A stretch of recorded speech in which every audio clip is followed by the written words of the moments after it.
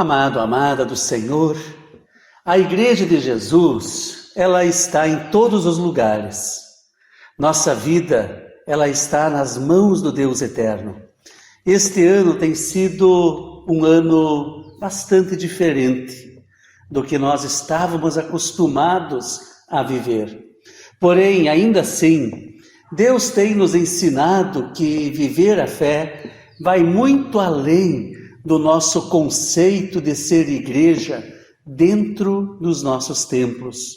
A Igreja de Jesus não deve parar, mas continuar mostrando formas criativas de partilhar a fé no Salvador Jesus Cristo. O lema dessa semana nas senhas diárias é: aquele que dá testemunho de tudo isso diz, certamente venho logo. Amém. Vem, Senhor Jesus. Amado, amada do Senhor, enquanto Cristo não volta, não podemos simplesmente cruzar os braços e aguardar esse momento, mas devemos, isso sim, almejar esse dia. Mas enquanto isso, a nossa vida deve ser uma vida de testemunho vivo de sua presença nesse mundo. Que este momento de culto para Deus nos oriente por meio da ação do Espírito Santo. Amém. Louvemos ao nosso Deus.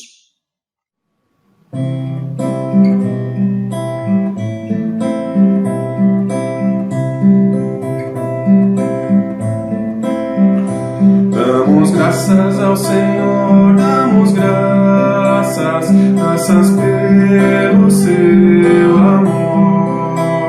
Damos graças ao Senhor, damos graças pelo seu amor. De manhã cedo os passarinhos estão cantando, louvando ao Criador. E tu, amigo, por que não cantas, louvando a Cristo Jesus, o Salvador? E tu, amigo, por que não cantas, louvando a Cristo Jesus, o Salvador? Damos graças ao Senhor, damos graças pelo seu amor. Damos graças ao Senhor, damos graças pelo seu amor.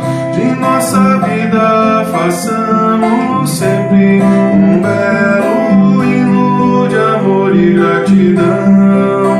O nosso lema seja alegria e dá esperança a cada coração. O nosso lema seja alegria e dá esperança a cada coração.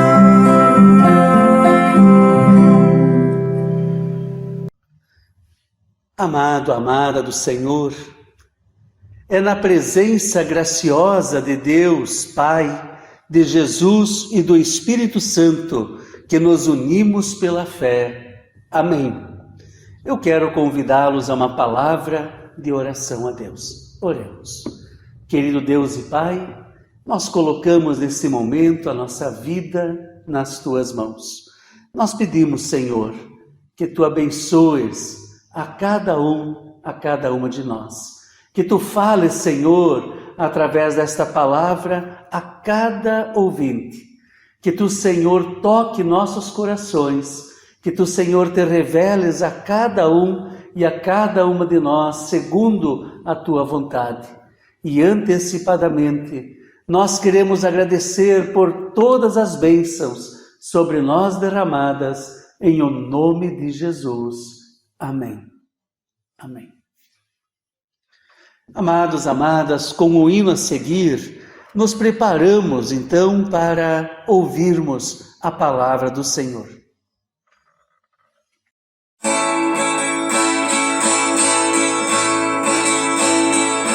Se passa mais doce eu puder desfrutar, se dor é mais forte sofrer,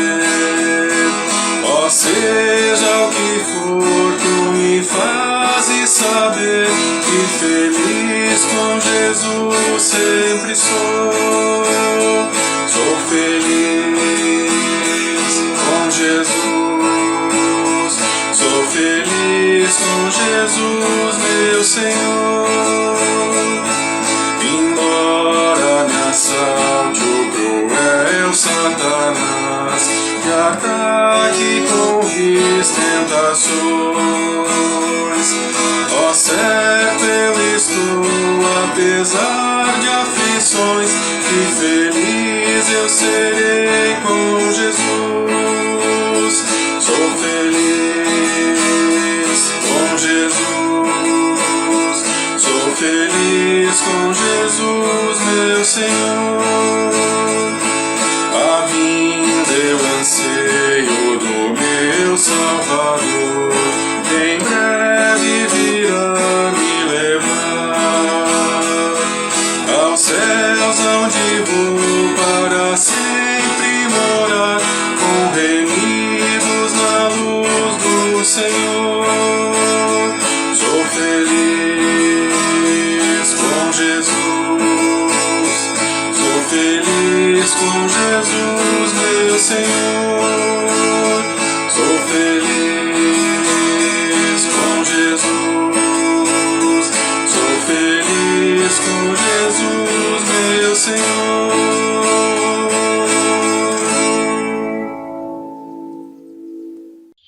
Amado, amada do Senhor, há 2000 anos atrás, quando Jesus realizava o seu ministério entre o povo, havia um costume bem interessante.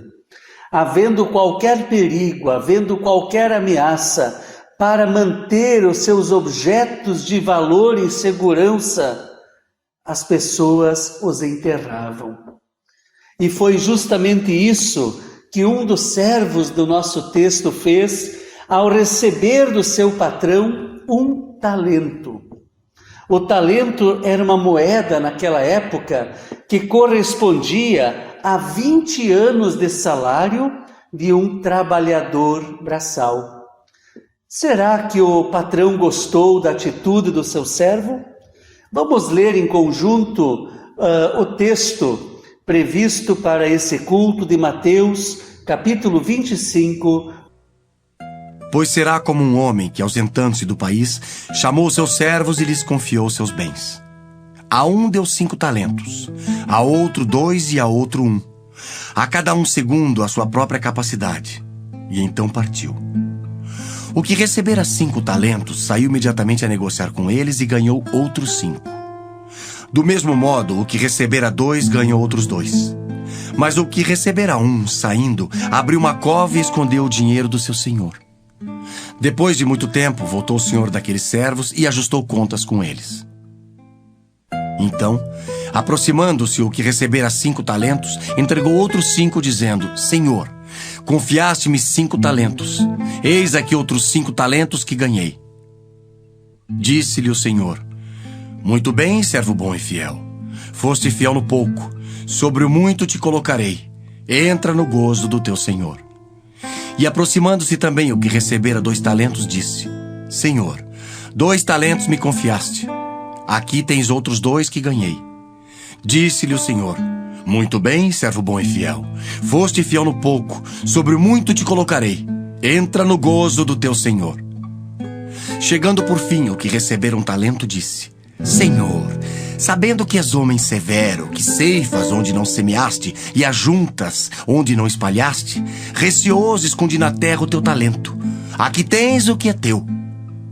Respondeu-lhe, porém, o Senhor: Servo mau e negligente, sabias que ceifo onde não semeei e ajunto onde não espalhei? Cumpria, portanto, que entregasses o meu dinheiro aos banqueiros, e eu, ao voltar, receberia com juros o que é meu. Tirai-lhe, pois, o talento e dai-o ao que tem 10. Porque a todo o que tem se lhe dará, e terá em abundância. Mas ao que não tem, até o que tem lhe será tirado. E o servo inútil lançai-o para fora nas trevas. Ali haverá choro e ranger de dentes. Até aqui a leitura da palavra do Senhor. Amado, amada, por que será que Jesus contou essa parábola? O que Ele queria ensinar através dela a nós? Nós percebemos na leitura desse texto que o objetivo de Jesus contar essa parábola não era para ensinar o povo a negociar com o dinheiro. Até porque os ouvintes de Jesus mal conseguiam se manter. Então, qual era o objetivo? Se lermos atentamente o nosso texto, queridos, vamos perceber que o que Jesus quer é mostrar para nós o que acontece quando nós mantemos uma relação de confiança com o nosso Deus. E também quer mostrar o que acontece quando nós não mantemos uma relação de confiança com Ele. Quando Deus criou o ser humano, Deus criou para ter um relacionamento de pai e filho com sua criação. Por isso nos criou a sua imagem e semelhança. Por isso nos deu a liberdade da escolha. Por isso nos dotou de inteligência. Aliás, a todos Deus concedeu aptidões naturais.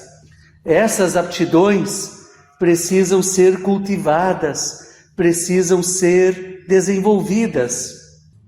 As aptidões são variadas, são distintas.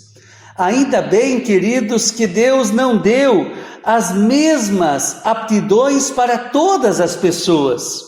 E também não recebemos as aptidões na mesma proporção. Cada um de nós recebe de Deus dons e talentos de acordo com a sua própria capacidade. Em nossa parábola, Jesus conta que um servo recebeu 5 talentos, outro recebeu 2 talentos e o último recebeu 1 talento. Os talentos são distintos, em quantidades variadas, porque nós somos diferentes uns dos outros. O corpo tem muitos membros e cada membro exerce a sua função de acordo com a sua capacidade para o bem, então, de todo o corpo. Assim somos nós, queridos. Não apenas temos aptidões distintas, mas também temos capacidades variadas. Cada um de nós recebeu o quanto podia desenvolver. Cada um recebeu na medida da sua própria capacidade. Deus nunca vai nos cobrar além do que nos deu e também nunca vai nos cobrar além da nossa própria capacidade. A quem muito é dado, diz a palavra, muito é exigido. A quem pouco é dado, portanto, pouco é exigido. Mas cada um deve trabalhar na medida de suas forças e conforme o dom que recebeu. Isso significa que todos nós temos um trabalho a desempenhar no reino de Deus. Todos nós temos um propósito a cumprir. Deus nos deu capacidades para produzirmos o nosso sustento e ainda, queridos, para podermos socorrer aqueles e aquelas que estão ao nosso redor e que encontram-se em dificuldade. Eu e você não somos um membro inativo do corpo, nem uma peça descartável da máquina, mas fazemos parte desta engrenagem que faz mover a família, a igreja, a sociedade, rumo ao propósito que foi estabelecido por Deus. Queridos, queridas, os talentos são distribuídos para serem cultivados. Os talentos não são para serem guardados, mas sim para serem desenvolvidos. Não podemos enterrar os nossos dons e talentos. Nós somos mordomos de Deus e devemos cultivar com diligência o que nos foi confiado por Ele. Nossa vida não é como um poço de águas paradas, mas como um rio que leva o dom da vida por onde passa. Nossa vida não é como um tesouro escondido, mas como uma fonte de bênção para aqueles que nos cercam. Jesus elogiou na parábola os servos que investiram, que trabalharam com o que receberam e apresentaram seus talentos em dobro. Mas há uma palavra severa de repreensão no nosso texto. Aquele servo que com medo ou preguiça simplesmente enterrou o seu talento. Esse servo negligente perdeu o seu talento e perdeu a sua própria vida. Mas por que o terceiro servo não fez nada com o talento que recebeu? Por que ele deixou de produzir com ele? Se você olhar a resposta que ele deu ao seu senhor, verá que ele era um poço de amargura, de ressentimento, um poço de ódio disfarçado. Ele era servo, é verdade, ele servia, ele trabalhava para o seu senhor, mas no fundo ele desejava ver o seu senhor morto. No fundo, ele falava mal do seu senhor, ele não acreditava no seu amor, na sua bondade. E todo esse poço de veneno pode ser resumido com as palavras que nós lemos no verso 24 e no verso 25. Olha só o que Deus diz ali. Chegando por fim o que recebera 1 talento, disse: Senhor, sabendo que és homem severo, que ceifas onde não semeaste e ajuntas aonde não espalhaste, receoso, escondi na terra o teu talento, aqui tens o que é teu. Amado, amada do Senhor, um servo com medo jamais atingirá os seus propósitos estabelecidos por Deus para a sua vida. O culto para uma pessoa que tem medo de Deus não é um lugar prazeroso, pois se sente ameaçado, vigiado. A pessoa que tem medo de Deus não sente prazer na companhia de outros cristãos, não se sente à vontade estudando a Bíblia. Consequentemente, terá dificuldade em testemunhar, em cativar outras pessoas a buscarem a Deus e a sua palavra. Sabe, queridos, medo não atrai ninguém. Pelo contrário, medo afasta. Para que uma pessoa possa sentir-se bem na igreja, na família de Deus, e esteja motivada a contribuir com os seus dons, com os seus talentos, ela precisa sentir-se amada, precisa sentir-se compreendida e aceita por Deus. Isso me leva a uma pergunta: por que, amado, amada do Senhor, por que você se tornou um cristão? Você se tornou um cristão porque sentiu o amor de Deus por ti? Porque você confia neste amor? Ou se tornou um cristão por medo do castigo eterno? Com esta parábola, queridos, Jesus quer mostrar a nós que o nosso relacionamento com Deus deve ser um relacionamento de amor, um relacionamento de confiança. Para que você compreenda o que eu estou falando, vamos voltar os nossos pensamentos lá para a criação, lá no jardim do Éden, quando Deus criou Adão e Eva. Ao criar o ser humano, Deus não os fez como pequenos robôs. Deus não fez a gente para estar todo mundo caminhando igual, sendo igual e assim por diante, programados para obedecer. Mas Deus nos criou para que fôssemos seus filhos e suas filhas. Deus não quer escravos. Deus quer filhos e filhas, Ele quer seres humanos realizados, valorizados, amados, compreendidos. Se nós olharmos para a Bíblia, veremos, queridos, que o relacionamento que Deus teve com Adão e Eva foi justamente um relacionamento de pai e filho. Interessante, né? Sempre no final da tarde, diz a Bíblia, Deus ia dar uma volta pelo jardim para conversar com Adão, para conversar com Eva. Assim como um pai pergunta ao seu filho, à sua filha, como foi o dia, eu fico imaginando Deus chegando para Adão, para Eva, puxando uma conversa e perguntando o que eles fizeram durante o dia, como eles se sentiram, se tiveram alguma dificuldade. Sabe, queridos, havia uma relação de confiança, de amor, de companheirismo entre eles. E eu creio que a pergunta que vem à nossa mente, então, nesse momento é: se Deus nos fez assim, então quando foi que o medo apareceu? Por que de uma hora para outra as pessoas passaram a ter medo de Deus, a evitar a Deus? A resposta é simples.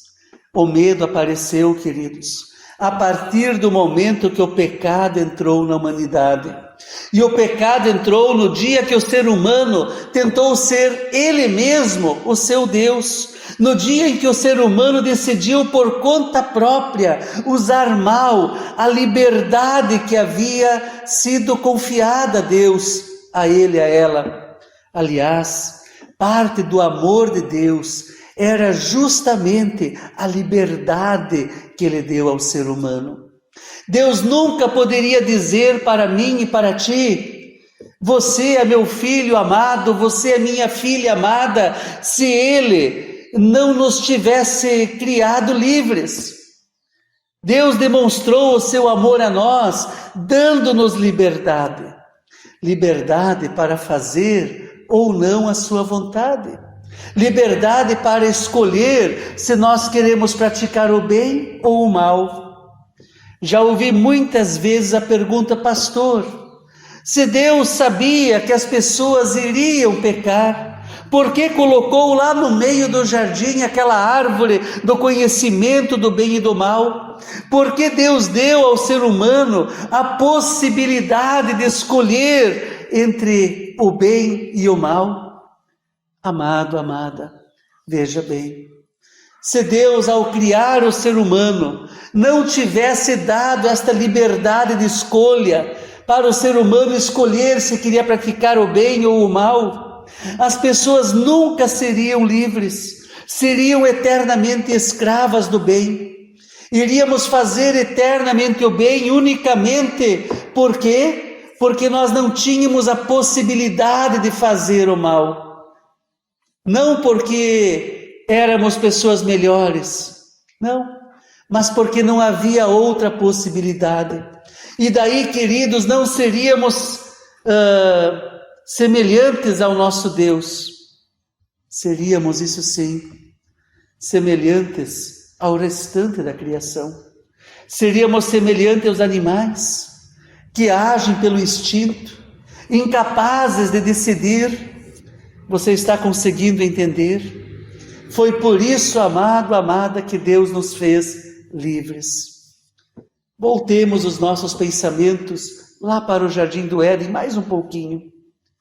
Como Adão e Eva usaram a liberdade que Deus havia dado? Quando lemos Gênesis 3:8, percebemos, queridos, que eles usaram mal a liberdade.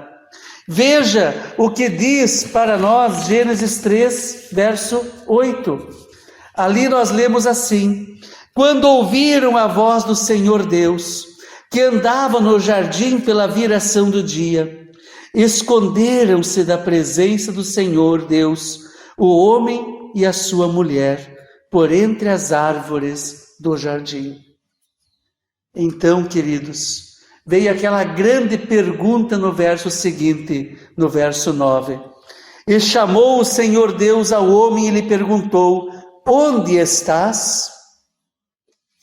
E desde aquele dia, queridos, desde aquele dia, a pergunta de Deus tem sido: Volmar, onde você está? Sara, onde você está? Cláudia, onde você está? Tabita, onde você está?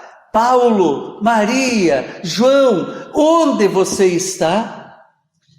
E então vem a resposta do ser humano, escondido atrás de uma árvore, seminu, com vergonha, arruinado, quebrado por dentro, culpado, atormentado pela consciência. Senhor, tive medo e me escondi. Amado, amada, na vida cristã não há lugar para medo. O medo é fruto do pecado. Antes da entrada do pecado não existia medo. Deus nunca quis que as pessoas tivessem medo dele. Deus nos criou para que tivéssemos um relacionamento de confiança, um relacionamento de amor com ele. Devemos, isso sim, termos respeito por Deus, jamais medo, pois o medo, queridos, é fruto do pecado. E o diabo faz com que a gente tenha medo de Deus, para que a gente não tenha vontade de estar na casa de Deus, para que a gente não tenha vontade de falar com Deus através da oração, para que a gente não crie intimidade com Deus estudando a sua palavra, para que a gente não tenha vontade de buscar a comunhão com os irmãos e as irmãs na fé. Você percebe?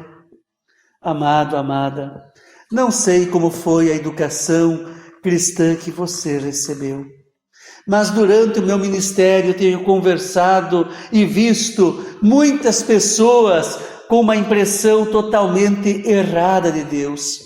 Pessoas que imaginam Deus como um rei sentado no seu trono, olhando para baixo para ver se as pessoas fazem algo errado, já com o chicote na mão, para então castigá-las. Amados, alguns pais até ensinam seus filhinhos, suas filhinhas, desde pequenos, dizendo assim: se você for bom, Deus te ama, mas se você for mal, então Deus não te ama. E esta criança um dia se torna um adulto, e tudo de ruim que vier a acontecer na sua vida, esta pessoa vai estar atribuindo a Deus. Ela sofre um acidente e pensa: puxa, o que eu fiz de errado para sofrer esse acidente?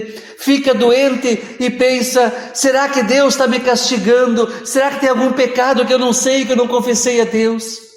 Amado, amada, você está percebendo como o inimigo é astuto?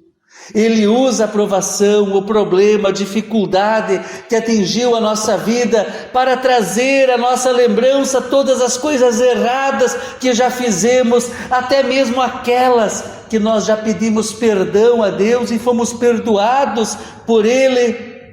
E Ele faz isso, queridos, para nos colocar para baixo.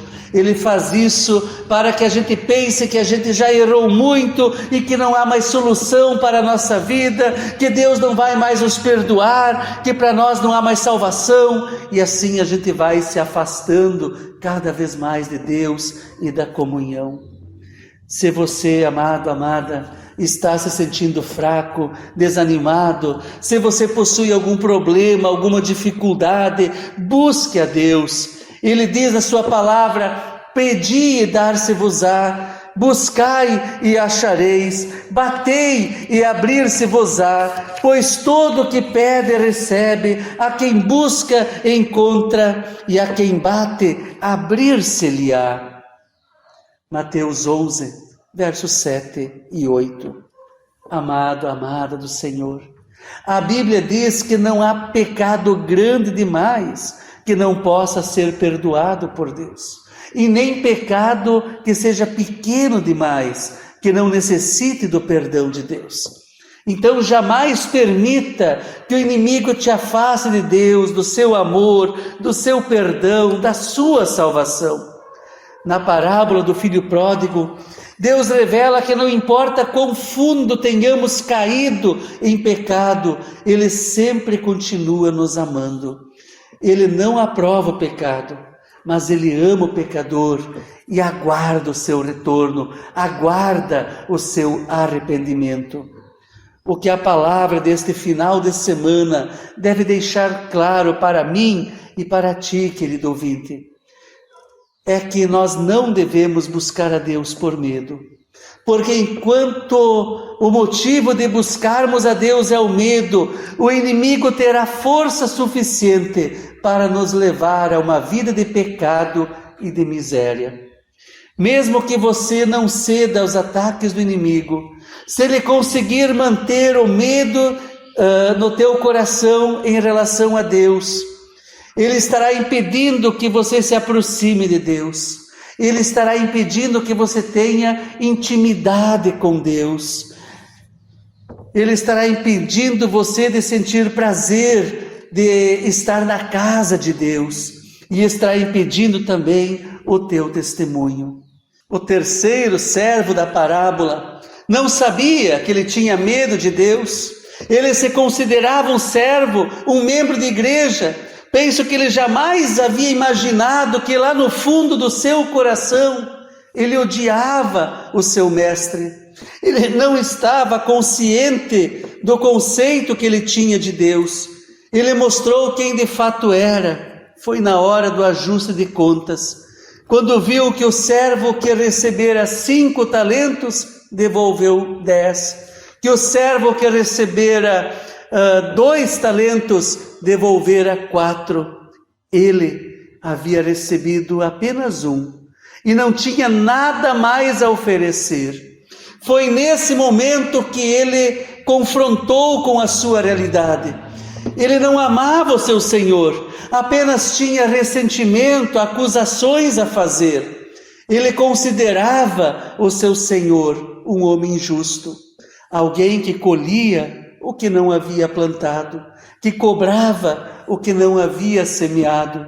Então disse, receoso, escondi na terra o teu talento. Mateus 25, 25. Amado, amada do Senhor, como tem sido a tua experiência com Deus até hoje? Você tem medo de Deus?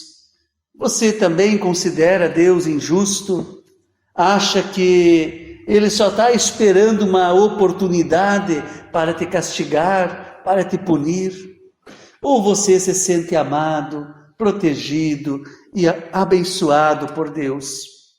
Amado, amada do Senhor, ser um cristão é ter um relacionamento de amor com o Senhor Jesus. Ser cristão é enamorar-se do Senhor Jesus, é apaixonar-se por Jesus, é confiar a nossa vida nas suas mãos, é colocar a mão no braço de Jesus e dizer a Ele, querido Jesus, guia-me pelos caminhos da vida. O filho que sente amor do Pai é o que melhor se desenvolve. Ele não teme o futuro, nem os desafios, porque sabe que está ao lado do Pai, sabe que o Pai o ama com um amor incondicional. Deus é um Pai que espera, que procura, que chama. Deus é um Pai que não perde jamais a esperança. Amado, amada, aceite ainda hoje o seu amor. Permita que Ele te guie pelos caminhos da vida. Afinal, Deus te ama e deseja o melhor para a tua vida. Amém. Oremos ao Senhor. Querido Deus e Pai, obrigado por esta palavra. Obrigado que mais uma vez nos mostraste que tu queres ter um relacionamento de amor, um relacionamento de confiança com cada um de nós. Colocamos, Senhor, nossas vidas em tuas mãos. Sê tu, Senhor, com cada criança, adolescente, jovem, casais, idosos, com cada família da nossa comunidade, de toda a nossa cidade, estado e país. Que o teu amor sempre encha o nosso coração de paz e de esperança. Perdoa-nos, Senhor, quando nós não te buscamos como deveríamos e quando confiamos em nós mesmos, em pessoas ou em boas ações. Obrigado, porque tu nos aceitas, porque acolhes e quer, Senhor, transformar com a verdade da tua palavra a nossa vida. Por tudo, queremos agradecer em nome de Jesus Cristo, que nos ensinou a orar. Pai nosso que está nos céus, santificado seja o teu nome. Venha o teu reino, seja feita a tua vontade, assim na terra como no céu. O pão nosso de cada dia nos dá hoje, e perdoa-nos as nossas dívidas, assim como nós também perdoamos aos nossos devedores. E não nos deixes cair em tentação, mas livra-nos do mal, pois teu é o reino, o poder e a glória para sempre. Amém. Amém. Assim, amados, amadas, nós chegamos ao final de mais um culto, que possamos seguir a nossa vida com a bênção do nosso Deus. Que o Senhor Deus te abençoe e te guarde. Que o Senhor faça resplandecer o seu rosto sobre ti e tenha misericórdia de ti. O Senhor sobre ti levante o seu rosto e te dê a paz. Vamos na paz do Senhor, servindo com gratidão e com alegria. Amém. Você está convidado para cantar junto ainda mais um hino.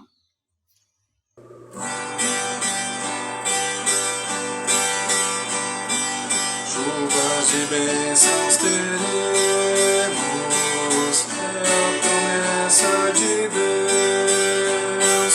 Ventos benditos trazemos, chuvas de bênçãos dos céus, chuvas de bênçãos, chuvas de bênçãos dos céus, gotas benditas já temos, chuvas pedimos a Deus, chuvas de bênçãos teremos, vida com paz e perdão,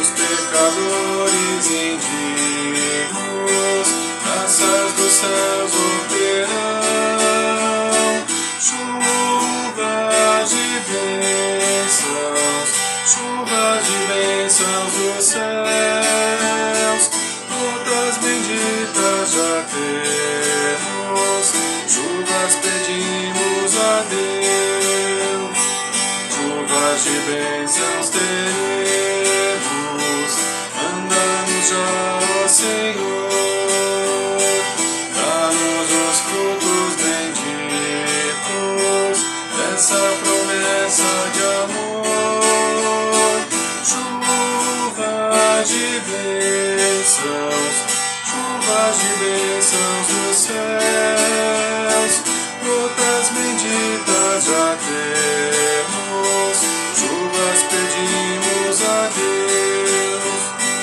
chuvas de bênçãos teremos, chuvas mandadas dos céus, bênçãos a todos os crentes, bênçãos do nosso bom Deus,